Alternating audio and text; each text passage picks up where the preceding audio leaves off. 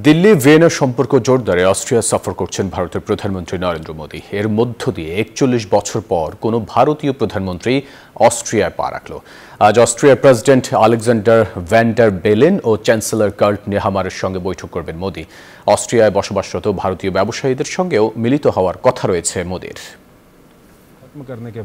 দুদিনের রাশিয়া সফর শেষে সোজা ভিয়েনায় পৌঁছান নরেন্দ্র মোদী। সেখানে তাকে স্বাগত জানান দেশটির পররাষ্ট্রমন্ত্রী আলেকজান্ডার শ্যালেনবার্গ। এর মধ্য দিয়ে ১৯৮৩ সালের পর এই প্রথম ভারতের কোনো প্রধানমন্ত্রী অস্ট্রিয়া সফর করছেন। এই সফরে অস্ট্রিয়ার চ্যান্সেলর কার্ল নেহামারের সঙ্গে কূটনৈতিক আলোচনা করবেন ভারতের প্রধানমন্ত্রী।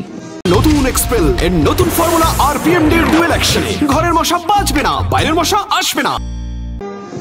অস্ট্রিয়ার প্রেসিডেন্ট আলেকজান্ডার ভ্যান ডার বেলের সঙ্গেও সাক্ষাৎ করবেন মোদী। দুই দেশের মধ্যে দ্বিপাক্ষিক সম্পর্ক আরও মজবুত হবে বলে আশা করা হচ্ছে। পাশাপাশি অস্ট্রিয়ায় বসবাসরত ভারতীয় ব্যবসায়ীদের সঙ্গেও মত বিনিময় করবেন নরেন্দ্র মোদী। অস্ট্রিয়ায় একদিনের সফর শেষে দেশের উদ্দেশ্যে ওড়াল দেবেন মোদী। সর্বশেষ ভারতের প্রধানমন্ত্রী হিসেবে ১৯৮৩ সালে অস্ট্রিয়া সফরে গিয়েছিলেন ইন্দিরা গান্ধী। আসমা তুলি, নিউজ 24।